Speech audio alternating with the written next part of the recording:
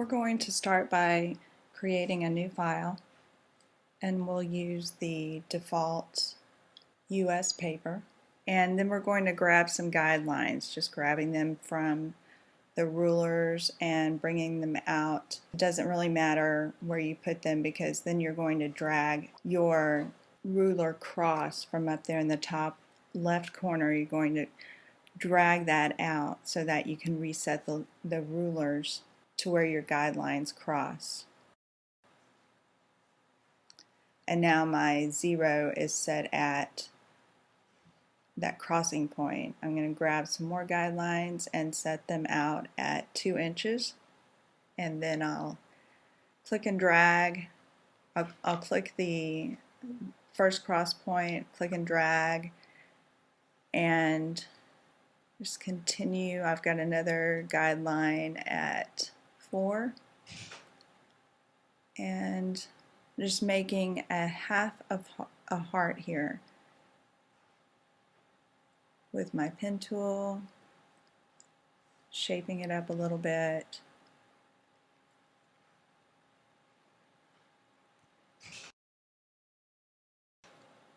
Whoops.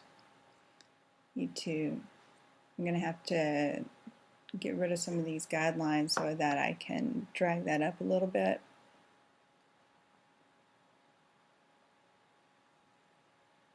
There we go. Okay. So that looks pretty good. I'm going to go ahead and close it, and then I'll come over to my Paths palette and click Fill. I've already got that red chosen, so it will fill it up with that red. And I'll double click on the path and save it just in case I need it later, and then get rid of the rest of my guidelines. I'll click in the gray area underneath the path to deselect the path, and then I'll Command J to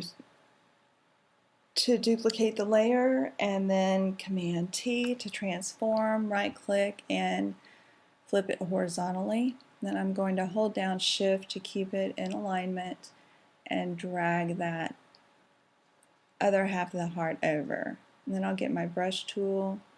I notice that needs a little bit of cleaning up here, just right in the middle, and make sure that everything is all filled. And it looks good. So now on to layer styles. First, let me resize this just a bit.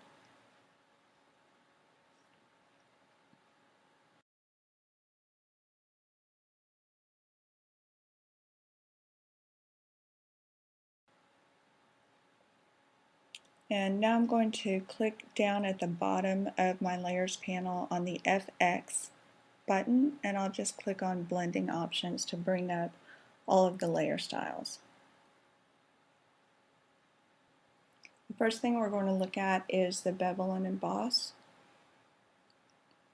And a lot of times when you're using the layer styles, the temptation is to just leave it at the default, but you really need to play around with it to see what your different options are. So just remember that you will see it in you'll see a preview every time you change something in the drop down or with the scale.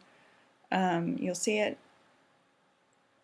live, but then there's also the little button underneath the preview where you can see a sample of what it's supposed to look like. So we're going to leave it, let's see, we'll leave it on emboss for right now and set it back at smooth. We'll just kind of play around with the settings here until I get something that I like.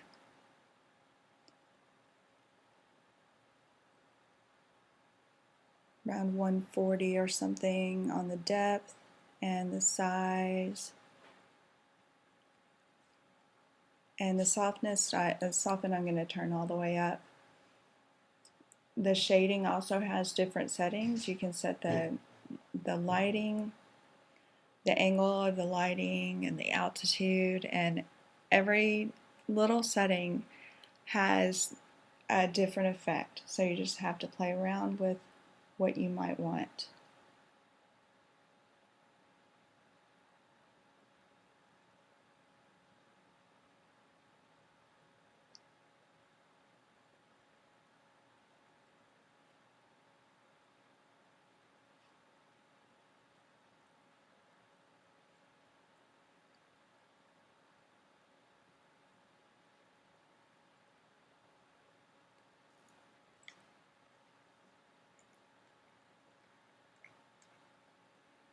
We'll go ahead and leave this at 33, and we'll check out the glass or the gloss contours.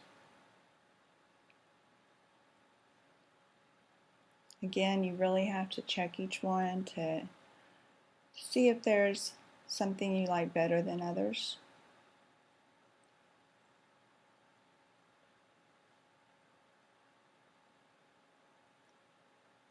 And each one has a name, by the way. If you hover over it, you'll see the name. And we'll go ahead and go with cone inverted for now. But I'm going to try inner bevel instead because I like that a little bit better. And I want to change the colors of my highlights and shadows to a shade of red.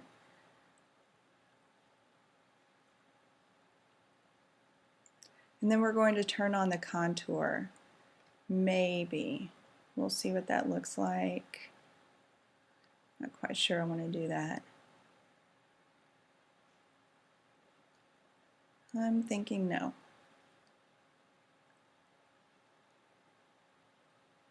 Even changing the size isn't really doing much for me, so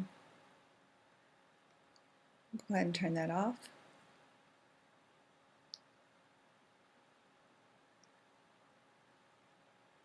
And to see what it really can do, what I like to do is to just play around with the settings at sort of an extreme level. So let's change the angle a little bit.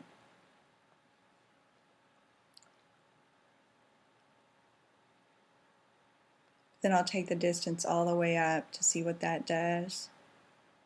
And go ahead and set it, in the 50s somewhere.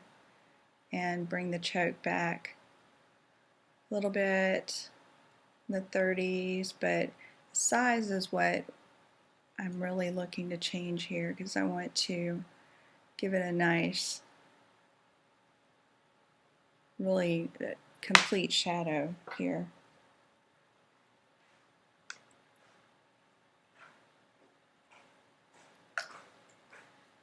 And then we'll do maybe a satin overlay. And again, all these can be changed. Let's go ahead and choose a color of red. And we'll leave it at overlay.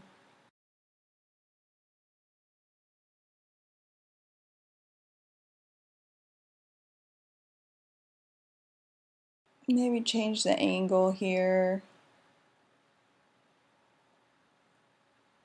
It's in the 60s somewhere. And bring the distance and the size, let's say distance up to in the 200s and size in the low 100s, and the contour again can be changed, but I think we'll just go ahead and leave it at the default.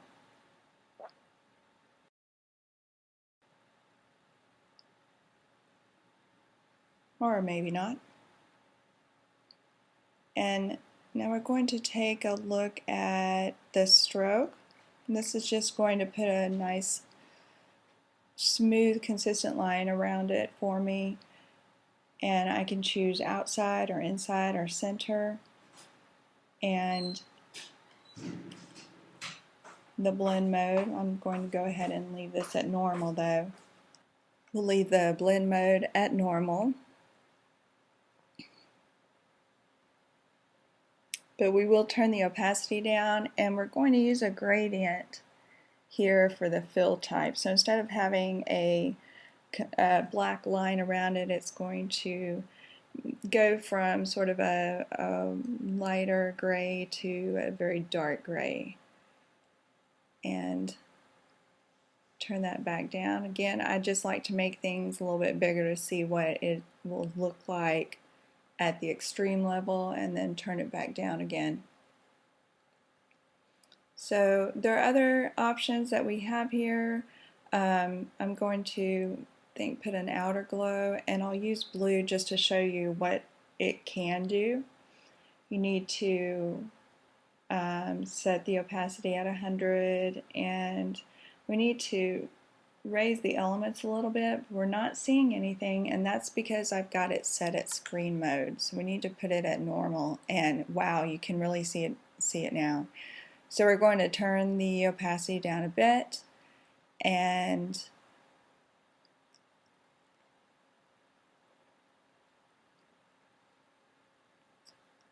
I think, of course, we want to change it. I'm going to use a color from the actual heart and turn it down a little bit more.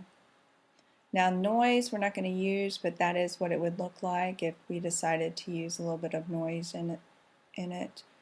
And we'll turn the spread and the size down a little bit. We just want a hint of a glow here, not a huge thing. Again, we've got all the contours to choose from, and these are kind of cute and can do different things depending on what you're looking for. Okay, now there are options like the drop shadow.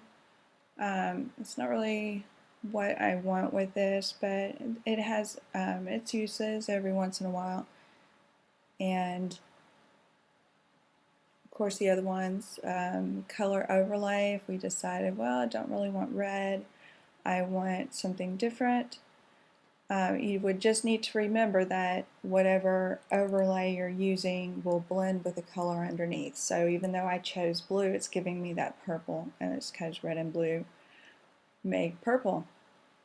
So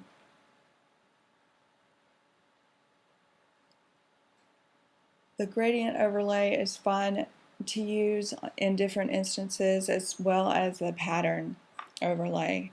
And we'll come back to that another time, but there are drop downs in almost every section where you can choose different or load different options.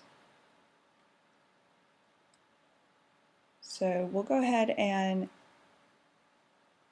click OK on that one, and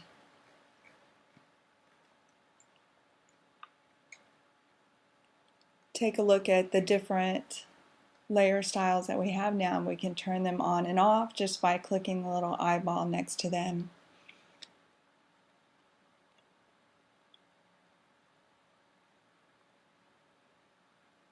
And we can also copy the layer styles. So let's say that I want to apply this to something else. Go ahead and move this down and type some words up here.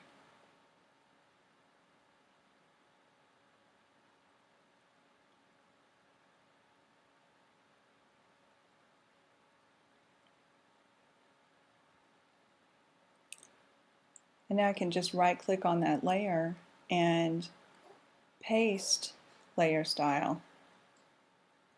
And there you go. And there's all of the layer styles again that I used with the heart.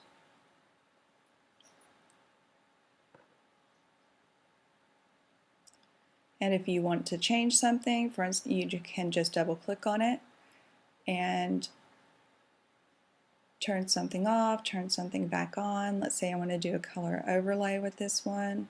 It's not going to change much because I had a black background, but that's how you would do it.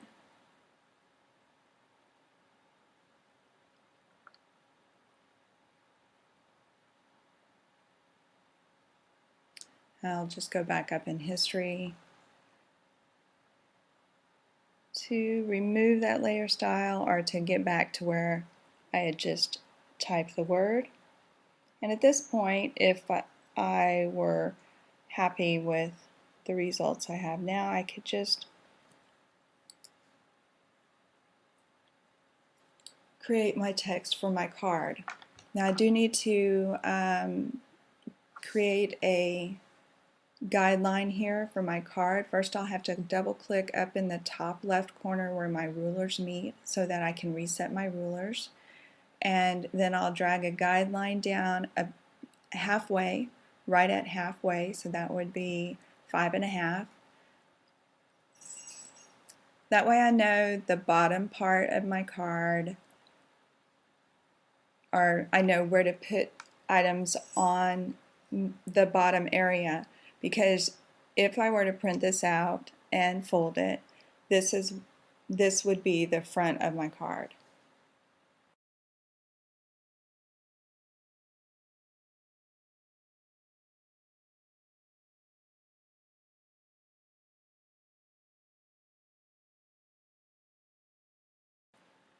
But it is sort of bland, so we're going to do something a little bit different with the words. And again, we're going to use layer styles.